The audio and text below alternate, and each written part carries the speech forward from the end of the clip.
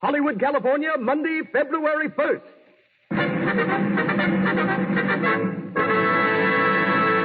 The Lux Radio Theatre presents Gary Cooper and Jean Arthur in Mr. Deeds Goes to Town with Lionel Sander.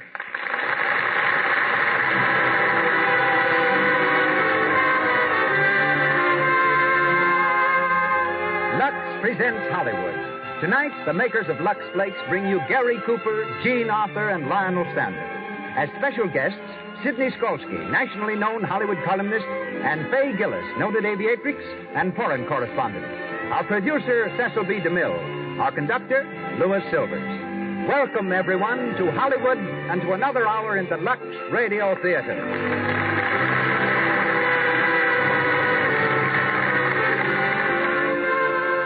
Before introducing Mr. DeMille, I'd like to share with you a letter from a California woman, one of our unseen radio audience, Mrs. Roberta Hurst of San Jose. You're an ardent user of Lux Flakes. I'd like to thank you not only for the treat you give us on the air Monday nights, but for the boon Lux is to my household. I use Lux Flakes for all my lingerie, all fine laundering, and for dishes. In every instance where my hands come into contact with soapy water. I'm sorry we cannot give you the rest of Mrs. Hurst's enthusiastic letter, but I'd like to emphasize one point. Lux Flakes do protect a woman's hands just as they protect fine fabrics. So why not use Lux for all soap and water jobs, especially dishwashing? Lux protects the natural oils of the skin, leaves your hands soft and white. Start using Lux Flakes for your dishes tomorrow. And now, we present Hollywood's foremost producer. Ladies and gentlemen, Mr. Cecil B. DeMille.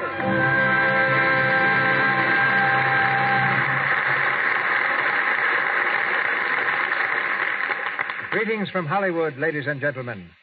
Gary Cooper and Jean Arthur were born to the roles they play tonight.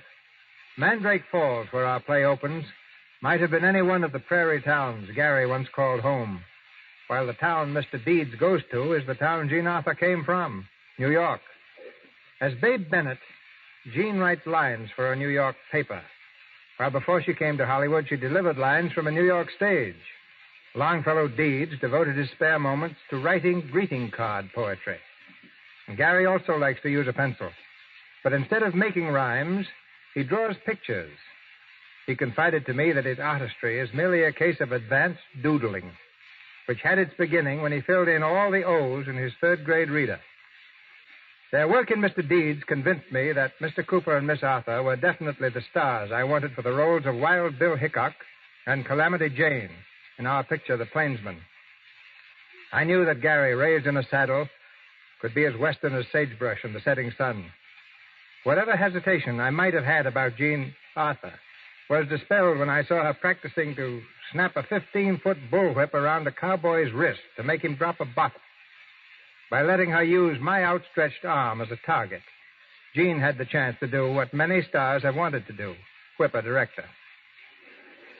Lionel Sander, in resuming his role of Corny Cobb, gives us another member of the original cast, together with the celebrated Pixelated Sisters.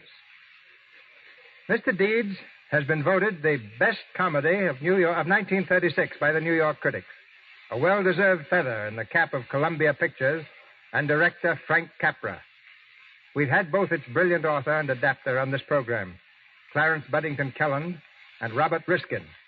Now, we present the stars and the story. Ladies and gentlemen, the Lux Radio Theatre spotlights Mr. Deeds Goes to Town, starring Gary Cooper and Jean Arthur with Lionel Sander.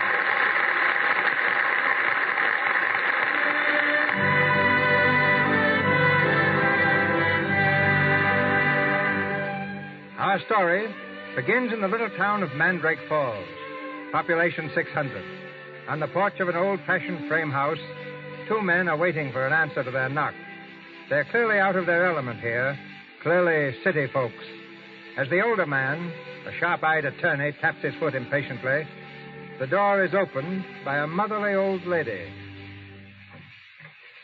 Good morning. Good morning. Is Mr. Longfellow Deeds at home? Why, no, he isn't, but I'm expecting him any minute. Won't you come in, please? Thank you. My name is Cedar. I'm an attorney. This gentleman is Mr. Cobb. How do you do, Mr. Cedar? How do you do, Mr. Cobb? Hi. Come right in here, gentlemen. Mr. Deeds is in the park arranging for the bazaar.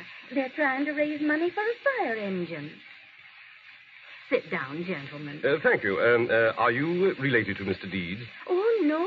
I'm Mrs. Meredith. I'm his housekeeper. Oh, then perhaps you can tell us something about him. What does he do for a living? Why, he and Jim Mason own the tower works. But that isn't where he makes his money. He makes most of it out of his poetry. Poetry? He writes poetry? My goodness, yes. Longfellow's famous. He writes those things on postcards, you know, for Christmas and Easter and birthdays. Yeah. How long do you think you'll be? Oh, he won't be long, 'cause 'tain't raining. When it rains, he likes to take long walks. Likes to? There he is now. I'll tell him you're here. Hey, Cedar, did you hear that? Yeah. The old man must have been goofy to leave all his dough to this yokel. Oh, well, How much do you figure the estate will amount to after the taxes are deducted? about $20 million. Better be careful how you spring it on him. He's liable to keel over from the shock. Good morning, gentlemen. Oh, good morning. Are you Longfellow Deeds? That's right. My name's John Cedar, of the New York firm of Cedar, and Buddington. My card. Cedar, and Buddington. Buddington must feel like an awful stranger. Not bad. This is Mr. Cornelius Cobb, Mr. Deeds. Hiya. Very well, thanks. Mr. Deeds, we'd like to ask you a few questions. Excuse me, Mrs. Meredith, Yes, Longfellow? have you seen the mouthpiece for my tuba? Why, it's right there on the table. Oh, that's right. My new mouthpiece. I keep losing them all the time. Go ahead, Mr. Cedar. Don't pay any attention to me. I just want to see if this thing fits my new bass horn all right. Mr. Deeds, we have some news for you. Yeah. I suggest you sit down, though, Mr. Deeds. Mr. Deeds. Mr. Deeds, does the name of Martin W. Semple mean anything to you? Not much. An uncle of mine, I think, although I never saw him. Well, he passed on. He was killed in a motor accident in Italy. He was? Well, now, that's too bad. If there's anything I can do... Mr. Semple left a great fortune when he died. He left it to you, Mr. Deeds. Deducting taxes, it's somewhere in the neighborhood of $20 million. Well, for crying out loud. What about lunch? Are the gentlemen going to stay? Perhaps you didn't hear me, Mr. Deeds. I said the whole Semple fortune goes to you. $20 million. Oh, I heard you all right. $20 million. That's quite a bit, isn't it? Oh, it'll do in a pinch. Yes, indeed. I wonder why he left all that money to me. I don't need it. I give up. I wish you'd tell me about lunch if the gentlemen are going to stay. Sure, they'll stay. Mrs. Meredith's got some fresh orange layer cake.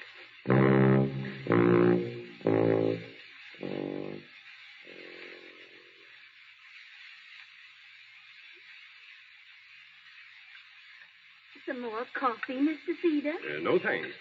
You see, Mr. Deeds, Cobb here is an ex-newspaper man. Been associated with your uncle for years as a sort of buffer. Buffer? Yeah, glorified doormat. You see, rich men need someone to keep cranks away.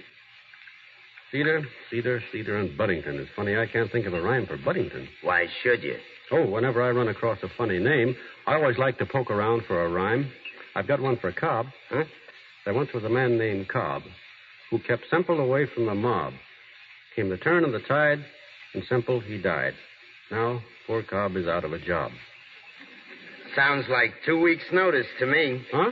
I've gotten a sackaroo in many ways, but never in rhyme. Oh, no. I didn't mean that. I'm sure I'm going to need your help. Are you married, Mr. Deeds? Who, me? No. He's too fussy. That's what's the matter with him. There are a lot of nice girls in Mandrake Falls who are just dying to... Don't pay any attention to her. Oh, he's got a lot of fool notions about saving a lady in distress. Is saving a lady in distress, huh? Well, we all have those dreams when we're young. Well, we'd better get started. You'll have to pack, Mr. Deeds. What for? You're coming to New York with us. When? Tonight, 6 o'clock train. That's rather sudden, isn't it? My dear Mr. Deeds, there are a great many important things to take care of. I'm kind of nervous. I've never been away from Mandrake Falls. But I'd like to see Grant's tomb at that. Fine. We'll walk around town now, Mr. Deeds, and we'll meet you at the train at 6 o'clock.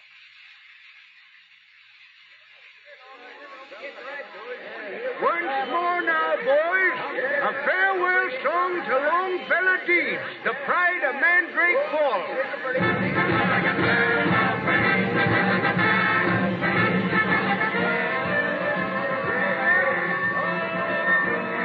Come on, Deeds. You can stand on the observation platform. So long, Charlie. So long, Ed. So long, Mrs. Meredith. So long. So long. So long. Gosh. Gosh, I got a lot of friends.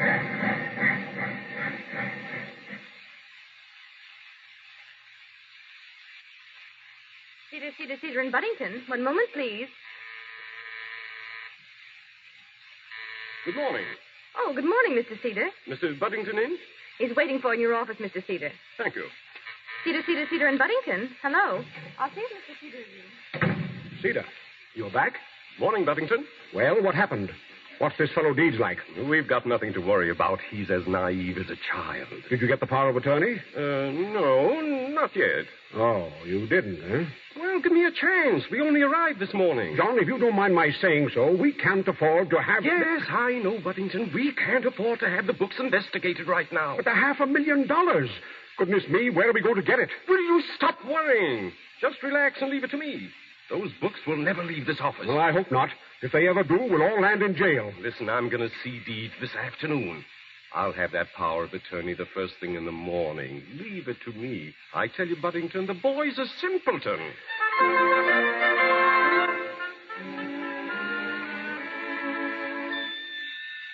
I'll take that, Deeds. Hello? No. I said no. We ain't got any statements to make. Mr. Deeds has taken over his uncle's Fifth Avenue mansion, that's all. That was the press. Oh, where were we, Mr. Cedar? Oh, yes. We were talking about the power of attorney. It's just a suggestion, Mr. Deeds. But if you'd give it to us, we could take care of everything for you. It would save you a lot of annoyances. Every shark in town is going to try to sell you something. Yes, there have been a lot of them around already. Strangest kind of people. Salesmen, politicians, and moochers, all wanting something. I haven't had a minute to myself. Haven't seen Grant's tomb yet.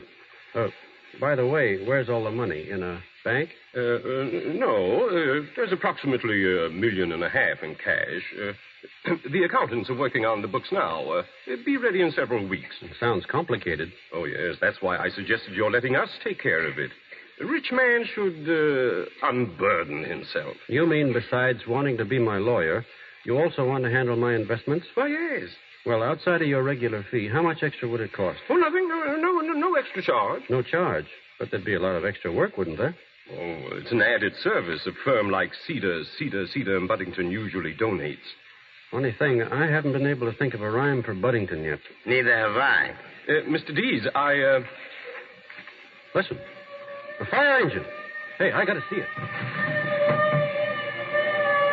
There it goes. Boy, look at her scoop. Mr. Deeds, please. Let him alone, Cedar. If he likes to watch fire engines, that's his business. Gee, that was a pip. We expect to have one in Mandrake Falls pretty soon, with a siren, too. Mr. Deeds, I wish you'd give that matter some thought. Huh? This matter of the power of attorney. Oh, yes, I will. I'll give it a lot of thought. A fellow by the name of Winslow is in here and wanted to handle my affairs for nothing, too. It kind of puzzles me why people want to do a lot of work for nothing. It isn't natural. So I guess I'll have to think about it some more. Quite right. You have a good business head, Mr. Deeds. Being an attorney for you is going to be a very simple affair. You're not my attorney yet, Mr. Cedar. Not till I find out what's on your mind. Suppose you get the book straightened out right away so I can look into everything. Are you suggesting that... No, sir, but I'd just like to look the books over. After that, I'll let you know if you're going to be my attorney or not. I see. Good day, Mr. Deeds. Good day. You know, Cobb, I think there's something fishy about him. There once was a cedar, so tall and so green, chopped down by a hick to the size of a bean.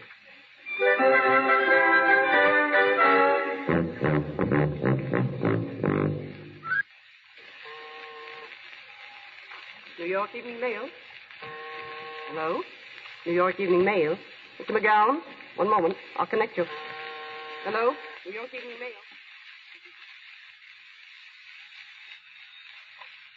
Hello. Hello, McGowan speaking. Oh, hello, Mr. Hines. Yeah? Yeah, sure, Mr. Hines. I'll get something on him right away. Well, that was a boss again, babe. He's yelling murder. He says this guy Deeds is news and big news. Sure, but how do you expect me to get at him? Cobb keeps him under lock and key. I'm a reporter, not a magician. Well, you won't be a reporter long if you don't get some dope on this guy, and I won't be an editor. Hines is yelling for human interest stuff. What this guy Deeds thinks about the big town. How does it feel to be a millionaire? Is he going to get married? Is he smart? Is he dumb? That's the angle. And we've got to get it for him. Well, how about it, babe? I'll do my best, Mac, but it'll take time. Listen, babe, you get the story and you can have anything you want. How about a month's vacation? With pay. With pay. Keep 4 columns open on page 1 tomorrow. Now you're talking, babe. I'll keep the whole front page open. How are you going to do it? I don't know yet, but I'll get to him if I have to pull a phony feint right on his doorstep.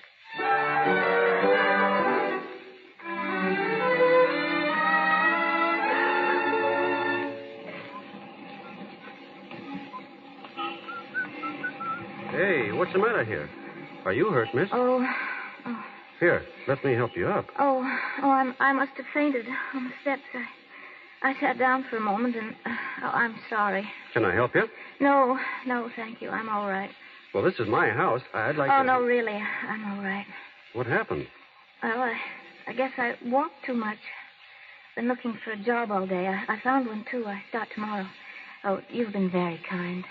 Goodbye. Please, you must let me help you. I'm sorry. Have you had your dinner?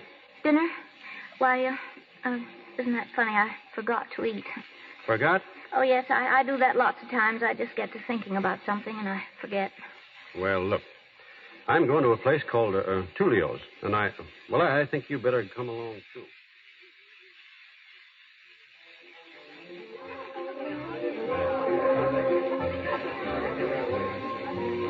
Feel better now, Miss Dawson? Oh, does this taste good? I don't know how to thank you, Mr. Deeds. I wish you'd let me help you some. Please. I asked you not to talk about it. I'm sorry.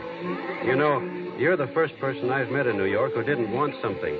Tell me more about yourself. Well, I've told you everything. My folks live in a small town near Hartford. I'm here alone trying to make a living. I'm really a nobody. You were a lady in distress, weren't you? What? Oh, nothing. Anything else, sir? No, thanks. Oh, waiter. Yeah? Anybody come in yet? Writers, I mean? Huh? Oh, no. Nobody important. You'll be sure to point them out, won't you? Uh-huh. I'm a writer myself, you know. That's so? I write poetry. That's so. Well, I'll let you know. Thanks. He's a nice fellow, isn't he? Yes. Well, you've had quite an exciting time since you've been here, haven't you? All those meetings and business deals and society people. Aren't you having fun, Mr. Deeds? No, at least I didn't. Not till now. I like talking to you. It's funny, my finding you right on my doorstep. Yes, wasn't it? Oh, Mr. Deeds. Yes? Brookfield just came in. The poet? Where? Right over there. Look, Miss Dawson, there's Brookfield, the poet. Really? Yeah, who's that with him, waiter? Hannaberry and Morrow. Hannaberry and Morrow. Why, they're famous authors. Great liberals. Not with their tips, they ain't. Gee, that's marvelous. Right here in the same room with me. Gosh, I wish I could meet them. Well, I might be able to fix it for you. Could you? Sure. I'll be right back. You hear that, Miss Dawson? I'm going to meet them. Talk to them. Gosh, what a night.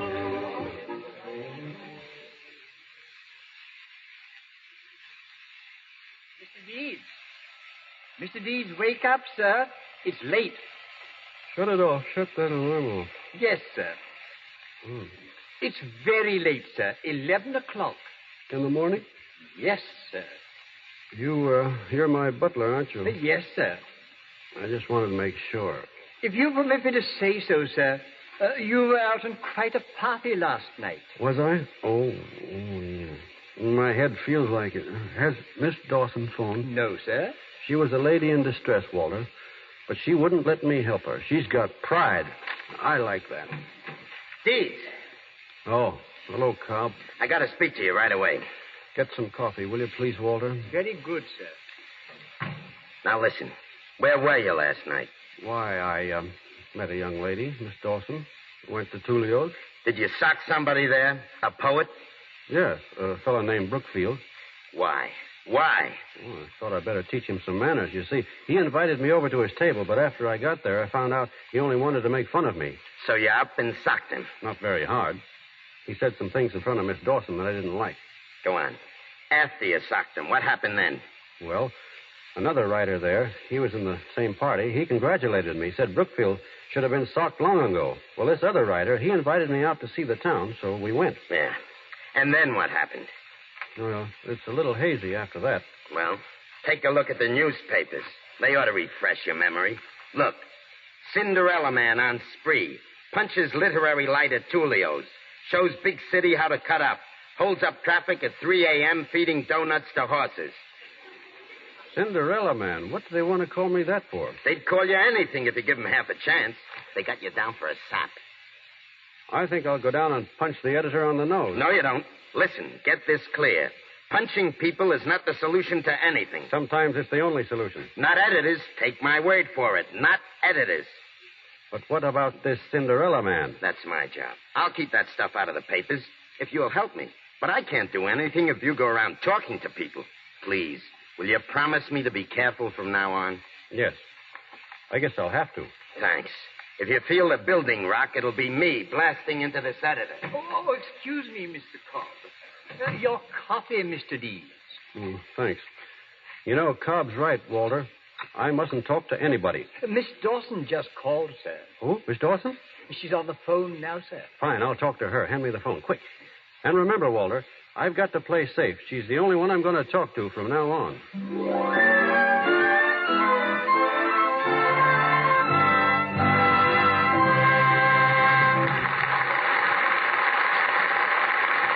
Now let's tune in for a moment on a typical Lux home.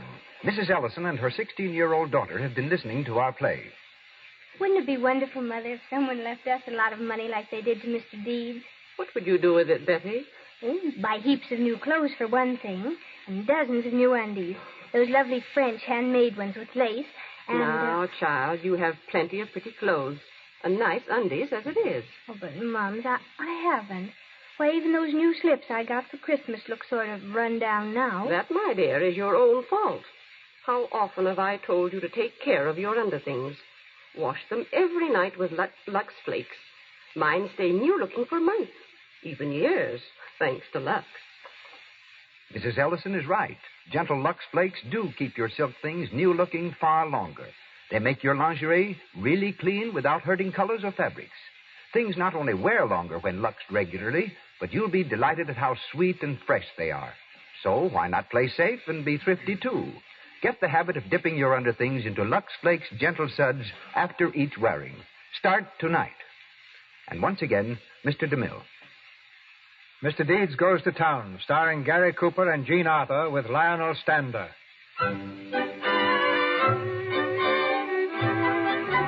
Unaware that his newly discovered friend, Miss Dawson, is really a newspaper reporter, Longfellow Deeds has taken her completely into his confidence. She is the source of all the Cinderella Man stories that are now making front-page headlines. But she's beginning to feel the pangs of conscience. We find them now, sitting on a bench in Central Park. This is getting to be sort of a habit with us, isn't it? What? Well, I mean taking walks and going places. Yes. Here you are, people. Read all about it. Cinderella Man plays the tuba.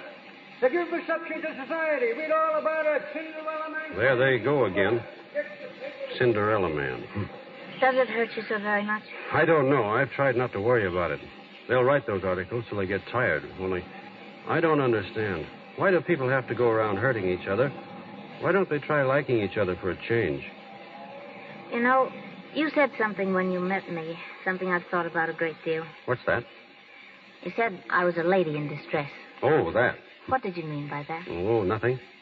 You said it as though it had some significance. Well, you see, I always had an idea that someday, have you got are you engaged or anything? Why, no. Are you? No. You don't go out with girls much, do you? I haven't. Why not? Oh, I don't know. Well, you must have met some swell society girls since you've been here. Don't you like them? I haven't met anybody here I like particularly. Except you, of course.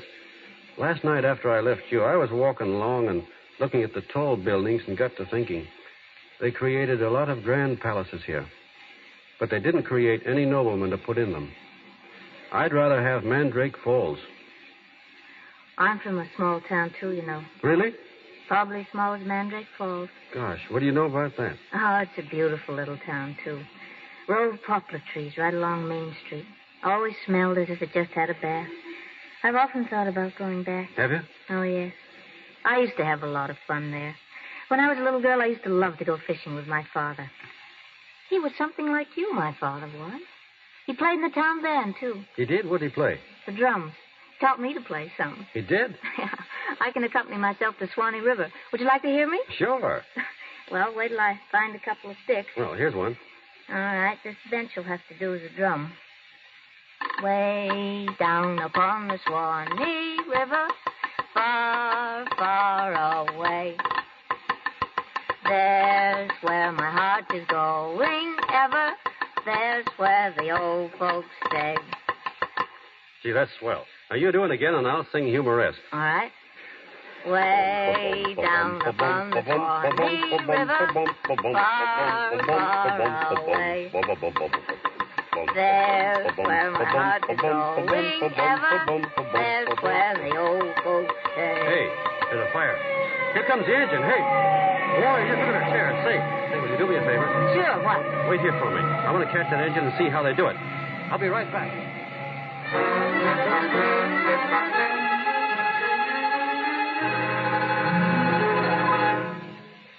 Cinderella man proves himself fire-eating demon, jumps on board engine, volunteers to help firemen. Did you do that? Sure. But I didn't know they'd make another story out of it. I tell you, they'll make a story out of everything. But what gets me is who's on the inside. Where are they getting their dope? I don't know. I pleaded with you not to talk to anybody. You promised me you wouldn't. But no, you've been blabbing your head off to the whole town. What have you been doing every night? Going out? So I noticed. You're not going out tonight, I hope. Yes? Why? Have you forgotten you've got a reception here? All the society people in town are coming. Gosh, that's right. I forgot. Well? I had an appointment. I was going to meet somebody for dinner. You can't dodge your own reception. It ain't etiquette. No, I suppose not. Only... Only what? Well, you let me think it over. I'll let you know.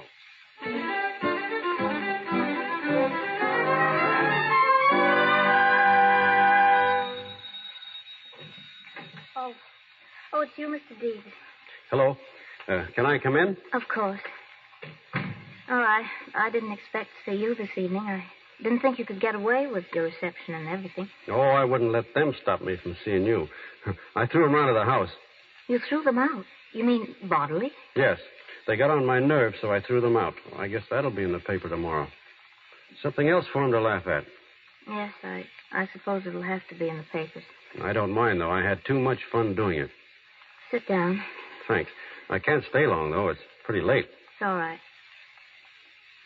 Is there anything wrong? No, why? Well, you just look sort of funny. I mean, sad. I get that way sometimes. How's everything going? Not so good. I'm finding things out. A lot of things. What? Well, first of all, it's not so much fun being a millionaire.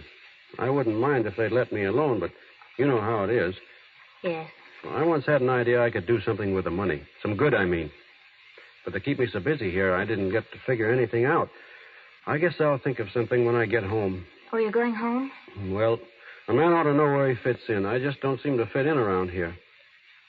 Mary? Yes? I was thinking of... Well, I wish you could come to Mandrake Falls sometime. Me? Yes.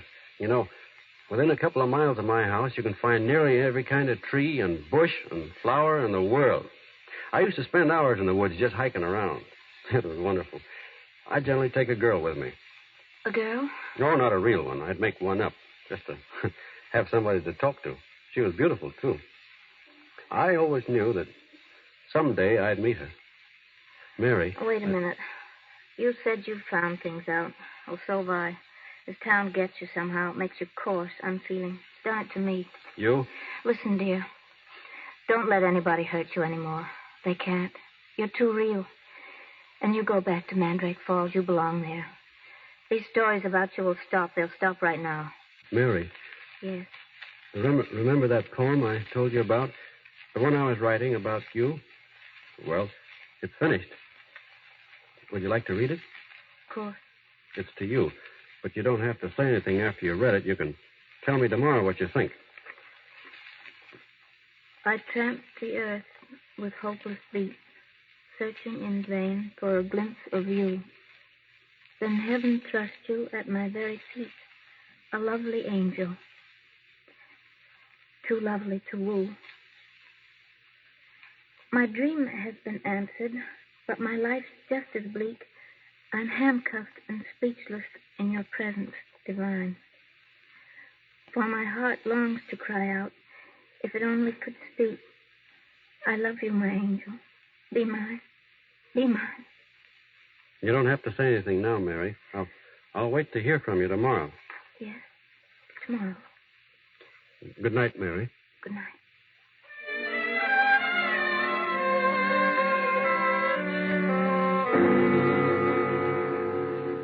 Oh, stop it, babe. Stop it. Well, what do you mean you're quitting? True, Mac. I'm walking out on you. I'm through. What's bothering you, babe? Last night he proposed to me. Proposed to you? You mean he asked you to marry him? Yes. Why, babe, that's terrific. Cinderella man woos mystery girl. Who is the mysterious Drink girl? one word of that and I'll blow your place up. Oh, I'm sorry, babe. Say, you haven't gone and fallen for that mug, have you? Well, I'll be a... Oh, that's tough, babe. I'm awfully sorry. Well, what are you going to do? I'm going to tell him the truth. Oh, tell him you're Babe Bennett. Tell him you're making a stooge out of him. I've got a lunch date with him. Expects an answer. It's going to be pretty. Oh, don't be a sucker, babe. You can disappear, can't you? Oh, I thought of that, too. You need never see him again. That's the rub. Oh, it's as bad as that, huh? Telling him's a long shot. I'm going to take it. Hand me the phone, will you, Mac? Now, listen, babe, listen. Are you sure you're doing the right thing? Right thing. It'll be a novelty for me.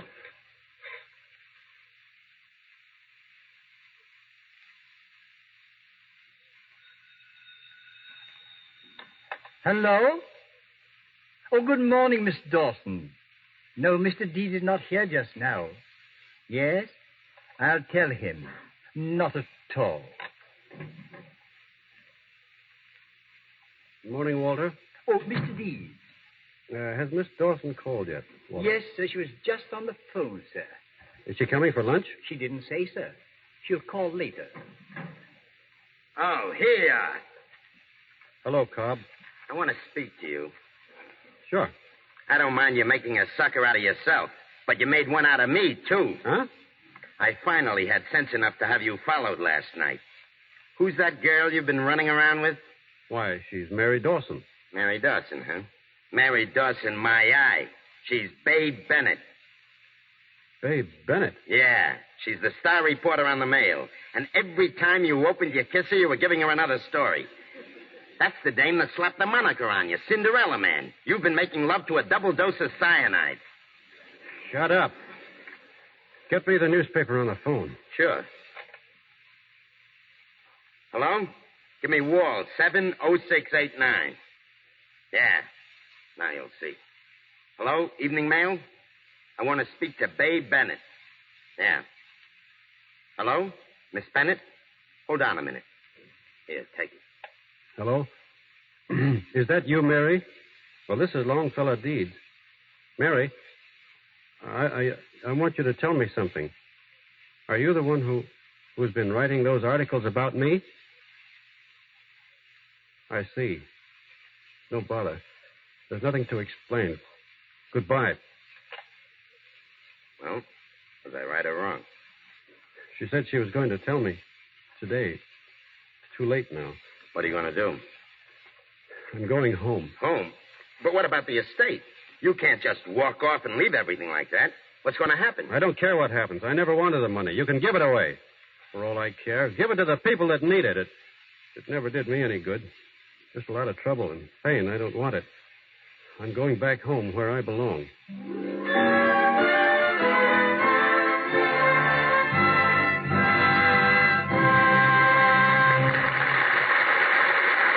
We pause for station identification. This is the Columbia Broadcasting System.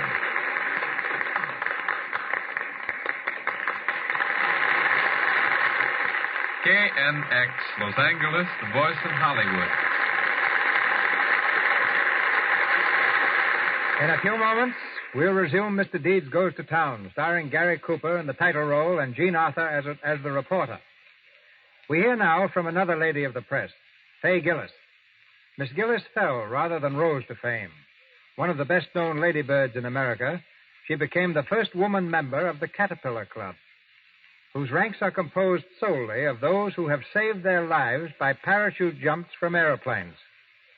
When Wiley Post made his record-breaking flight around the world, it was Miss Gillis who met him in Siberia with food and fuel, the place occupied by Will Rogers, and his tragic flight with Wiley Post was relinquished to Mr. Rogers at the last moment by Miss Gillis. She is now in Hollywood, reporting for the New York Herald Tribune, and expects to leave shortly for the Orient. Ladies and gentlemen, Fay Gillis.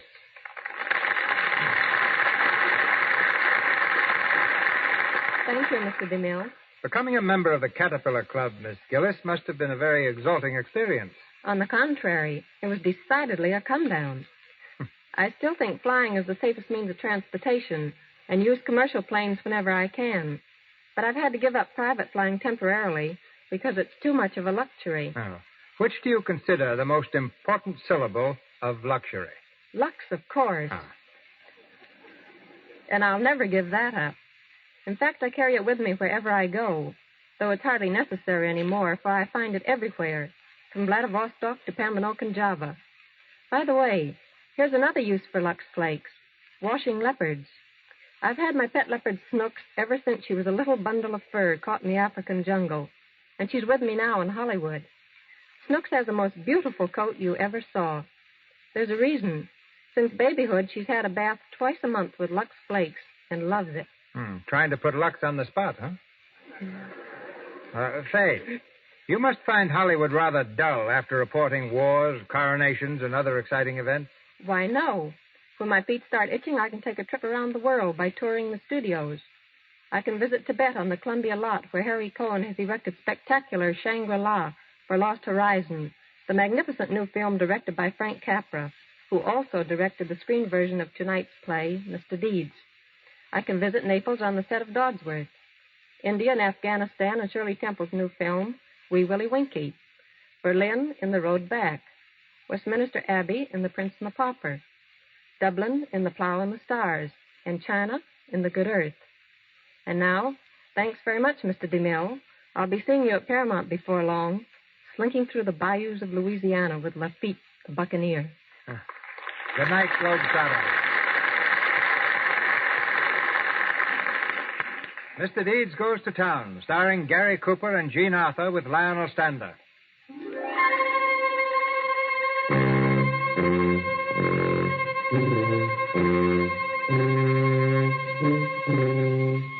Completely disillusioned, Longfellow Deeds started giving his money away to needy farmers.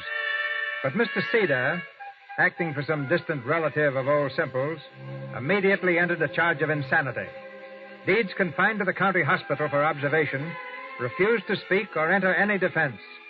And now, on the opening day of the insanity hearing, with the little courtroom jammed, Cedar is just finishing his address to the bench. In the interest of my clients, the only other living relatives of the late Martin W. Semple, we cannot permit a fortune so huge to be dissipated by a person whose incompetency and abnormality we shall prove beyond any reasonable doubt. We present our first witness, Your Honor, Miss Louise Bay Bennett. Quiet. Miss Bennett, you're employed by the Evening Mail. Your Honor, this is ridiculous. You will please answer the question. The whole hearing's ridiculous. That man's no more insane than you are. They're trying to railroad this man for the money they can get out of it. Your Honor. Young lady, another outburst like this, and I shall hold you in contempt. Proceed. Are you employed by the Evening Mail? No. I resigned last week. Prior to that time, were you employed by the Evening Mail? Yes. Were you given an assignment to follow the activities of Mr. Longfellow Deeds? Yes. Did you subsequently write a series of articles about him? Yes. Are these the articles? Yes. You were present when all these things took place? Yes. Are they true? No. But they did take place. They're colored just to make him look silly. But you saw them happen. Yes, but I... That's all. It isn't all. I'd like to explain That's all, Miss Bennett. Your Honor, what kind of a hearing is this? What are you trying to do? Persecute the man? He's not defending himself. Somebody's got to do it. Miss Bennett, please. I'm willing to listen to anything that anyone has to say, but I insist to be done in an orderly fashion. When you learn to show some respect for the court, you can return. Till then, you'd better go back to your seat and calm down. Mr. Deeds, do you wish to say anything in defense of these articles? Oh, very well. Go on, Mr. Cedar. Our next witnesses will testify together, Your Honor. Take the stand, please. Yes, sir. What's your name? Jane Faulkner. This is my sister, Amy. Yes, Amy. I'll direct all my questions to you, Miss Jane. You can answer for both. Do you know the defendant, Longfellow Deeds? Oh, yes. Yes, of course we know him. How long have you known him? Since he was born. Yes, he was a 7-month baby. Yes, that's fine, thank you. Do you see him very often? Most every day. Sometimes twice. Must we have the echo? Suppose you just answer, Miss Jane. Now tell me, what does everybody back home think of Longfellow Deeds? They think he's pixelated. Oh, yes, pixelated. He's what? What did you say he was? Pixelated. Mm-hmm. Perhaps I can explain, Your Honor. The word pixelated is an early American expression, derived from the word pixies, meaning elves. They would say the pixies have got him, as we nowadays would say a man is balmy. Is that correct, Miss Jane? Mm-hmm. Why does everyone think he's pixelated? Does he do peculiar things? He walks in the rain without his hat and talks to himself. Sometimes he whistles. And sings. We always run in the house when we see him coming. He sure is pixelated. Oh, yes, he's pixelated all right. Thank you, ladies. Thank you. That'll be all. You see, Your Honor, the man's actions speak for themselves. I have one more witness whom I'd like to present at this point, Dr. Emil Fraser, the eminent Austrian psychiatrist. Dr. Fraser, will you give us your opinion, please, in simple terminology, if possible? Certainly. It is my opinion that Longfellow Deeds is a manic depressive. In cases of this kind, patients sometimes go on for years before they are detected. Why is that, Dr. Fraser? That is because their moods change so quickly and so often. First, they are extremely depressed, melancholy. Then the mood changes again in the other direction until they reach a state of high exaltation.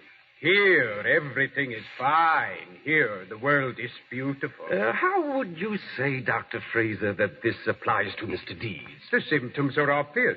When he is on top of the wave, he plays his tuba, writes his childish poems, chases fire engines in his desire to help humanity.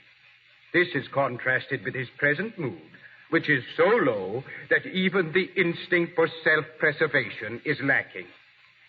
Another significant point was his desire to give away every bit of his fortune. Oh, yes, there's no doubt. He is an obvious case of manic depressive. Thank you, Dr. Fraser, thank you. That is all, Your Honor. Deeds, you're not going to let him get away with this, are you? At least let me ask for a postponement. Cedar will settle out of court for $2 million. He told me that. Mr. Deeds, before I arrive at a decision, isn't there anything you want to say? Come on, don't be a sucker. Oh, very well, if you won't speak. Mr. Deeds, in view of the testimony, I think it advisable for your own safety that you be sent to a state hospital. You need medical attention, Mr. Deeds. Perhaps in a little while... No, wait a minute. You can't do it. Please, you've got to make him talk. Let me try. Darling, please. I know everything I've done. I know how horrible I've been. If you'll never see me again, no matter what happens, do this for me. Miss Bennett, please. You said I could speak. You said I could have my say if I were rational. I'm rational. I'll take the witness chair. Your Honor, what she's saying has no bearing on the case. Let her speak. I know why he won't defend himself. That has a bearing on the case, hasn't it? He's been hurt. He's been hurt by everybody he's met since he came here, principally by me. He's been the victim of every conniving crook in town. The newspapers pounced on him, made him a target for their feeble humor. I was smarter than the rest of them. I got closer to him so I could laugh louder. Why shouldn't he keep quiet? Every time he said anything was twisted around to sound imbecilic. He can thank me for it. Your Honor, this is preposterous. Certainly I wrote those articles, but I stopped writing them when I found out what he was all about. When I realized how real he was. When I found out he could never fit in with our distorted viewpoint because his was honest and sincere and good. If that man's crazy, Your Honor, the rest of us belong in straitjackets. This is absurd, Your Honor. The woman is obviously in love with him. What's that got to do with it? But you are in love with him, aren't you? Yes! Quiet, please. In the interest of this defendant, I've tolerated a great deal of informality. If there's one more outburst, I shall have the courtroom cleared. Your Honor, I'd like to put in my 2 cents. I've known this man, Longfellow. Sit down. Your Honor. Yes, Mr. Deeds? I'd like to put in my 2 cents worth. Go ahead, Mr. Deeds. Well, I don't know where to begin. There have been so many things said about me. Of course, Mr. Cedar has a right to think I'm loony. I once considered paying him $100,000 a year for his services. About my playing the tuba. Seems like a lot of fuss has been made about that. If a man's crazy just because he plays the tuba, somebody better look into it because there are a lot of tuba players running around loose. Of course, I don't see any harm in it. I play mine whenever I want to concentrate. That may sound funny to some people, but most everybody does something silly when they're thinking. For instance, the judge here is an O filler. A what? An O filler. You fill in all the spaces in the O's with your pencil. I was watching you. Proceed, Mr. Deeds. Yes, sir. Well, that may make you look a little crazy, Your Honor, just sitting around and filling in O's, but I don't see anything wrong because that helps you think. Other people are doodlers. Doodlers? Well, that's a name we made up back home for people who make foolish designs on paper when they're thinking. It's called doodling. Almost everybody's a doodler. Did you ever see a scratch pad in a telephone booth? People draw the most idiotic pictures when they're thinking. Dr. Fraser here could probably think up a long name for it because he doodles all the time. I picked up this paper he was scribbling on. I can't figure out what it is. One minute it looks like a chimpanzee, and the next it looks like a picture of Mr. Cedar. Quiet, please. Quiet. Looks kind of stupid, doesn't it, Judge? But I guess it's all right. If Dr. Fraser has to doodle to help him think, that's his business. Everybody does something different. Some people are ear pullers, some are nail biters. Mr. Cedar is a nose twitcher. See him? So you see, Your Honor, everybody does funny things to help them think. Well, I play the tuba. Your Honor, this is becoming farcical. I suggest Mr. Deeds dispense with his side remarks. Let him stick to facts. Be quiet, please.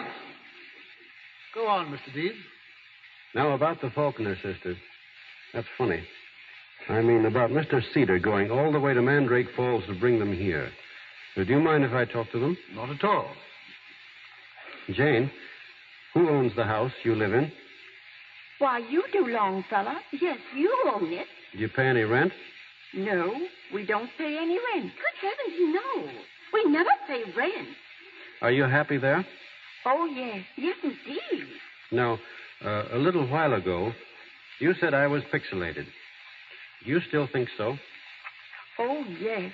You've always been pixelated, Longfellow. Always. No, that's fine. I guess maybe I am. Now tell me something, Jane. Who else in Mandrake Falls is pixelated? Come on. Who else in Mandrake Falls is pixelated? Why, everybody in Mandrake Falls is pixelated, except us. All except us. There's just one more question. Do you see the judge here? He's a nice man, isn't he? Mm-hmm. Do you think he's pixelated? Oh, yes. Yes, indeed. Well, that's all, ladies.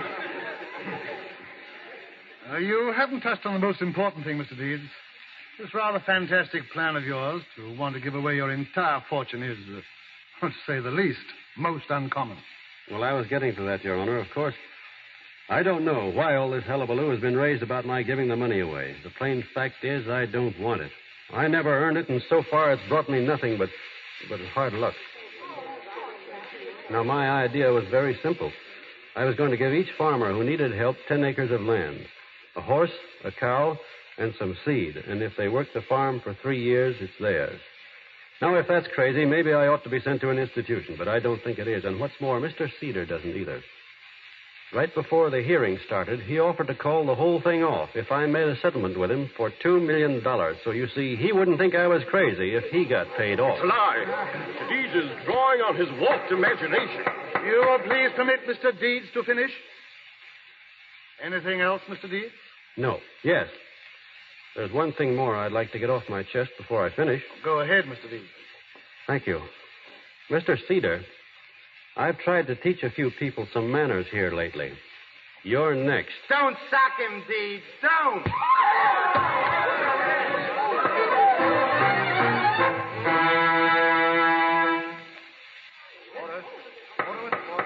Order. Mr. Deeds, the court has come to a decision. There's been a great deal of damaging testimony against you. Your behavior, to say the least, has been most strange.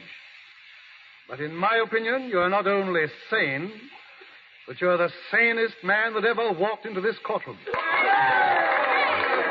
thanks. Well, you're free to go now. And best of luck. Gosh, thanks. That's swell. Wait a minute. Where's Mary? Hey, Mary! Mary! I've got her. Here she is. No, please, let me go. Mary! You don't want to speak to me. Yes, I do. I can leave now, Mary. Look, the judge said so, and I'd like you to come with me back to Mandrake Falls. Mandrake Falls? Will you, Mary? Mandrake Falls? Don't get hysterical, kid. It ain't as bad as that. It's a beautiful place. I know it is. And I'd love it. Oh, gosh, Mary. Well, I guess that's settled. I'll get the tickets and pack up your things, Deeds. Gosh, you're wonderful, Mary. I said I'll get the tickets and pack up your things, Deeds. Huh? Oh, thanks. And Cobb. Yeah? Don't forget my tuba, will you?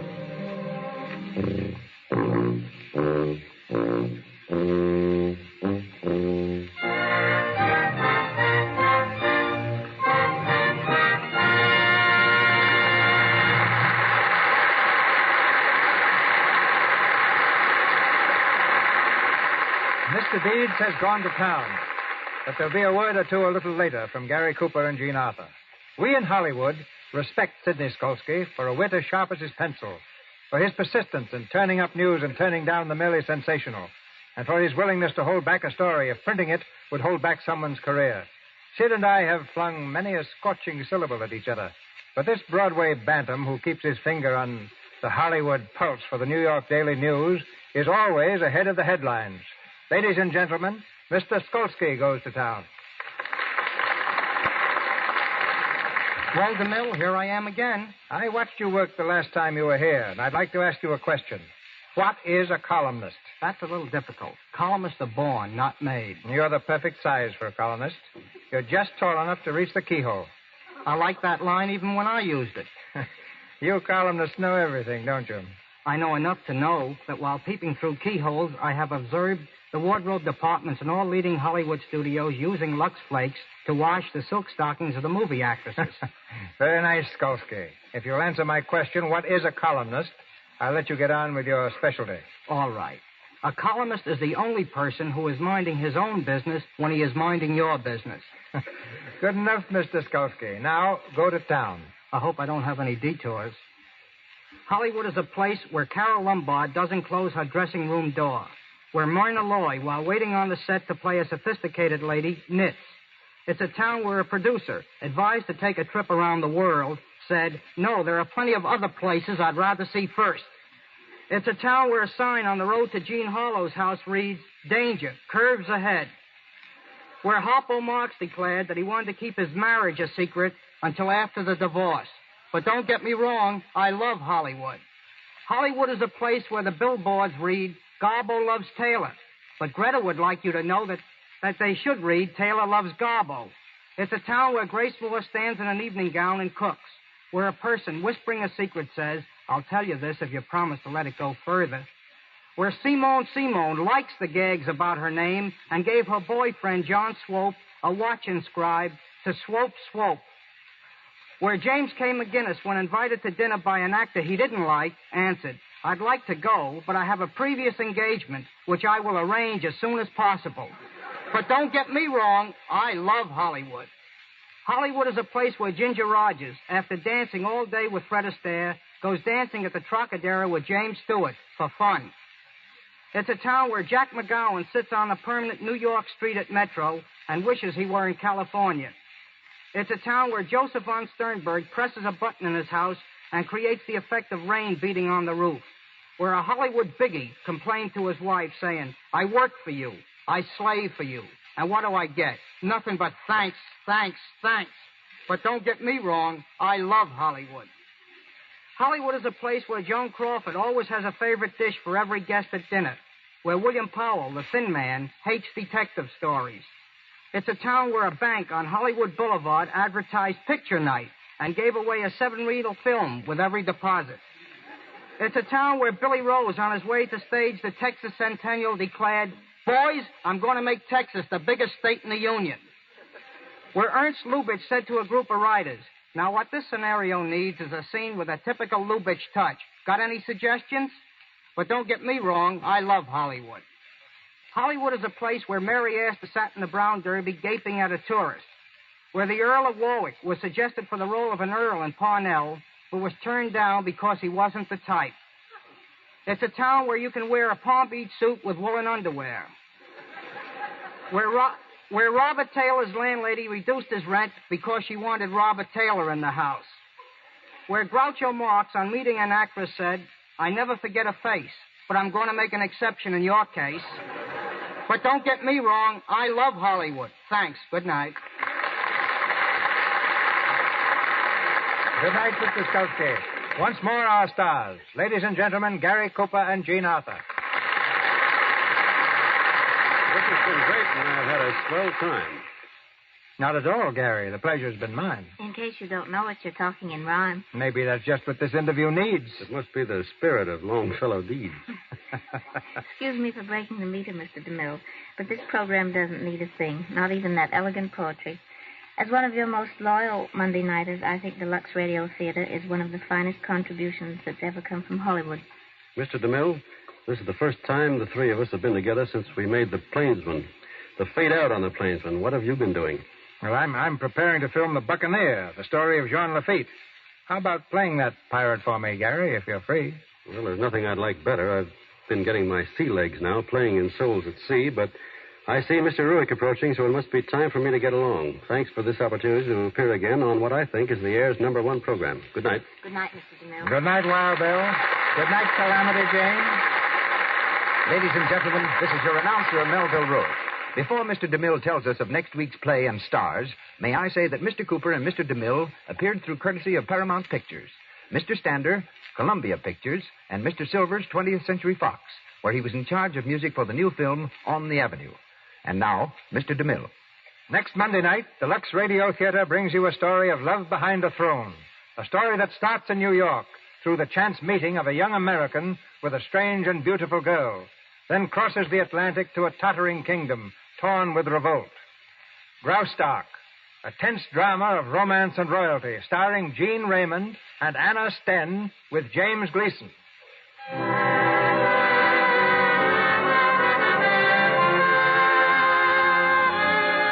Our sponsors, the makers of Lux Flakes, join me in inviting you to be with us again next Monday night when the Lux Radio Theatre brings you Jean Raymond and Anna Sten in Graustark with James Gleason. This is Cecil B. DeMille saying good night to you from Hollywood.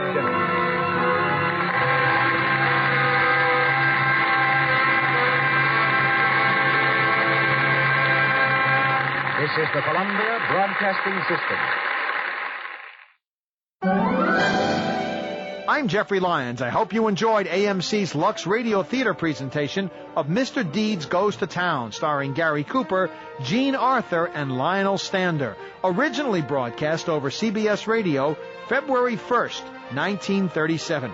This radio play was based on the film version produced in 1936 by Columbia Pictures. Mr. Deeds Goes to Town, directed by Frank Capra, is the screwball romantic comedy. It's about a do-gooder, Longfellow Deeds, and the problems he encounters when he inherits $20 million.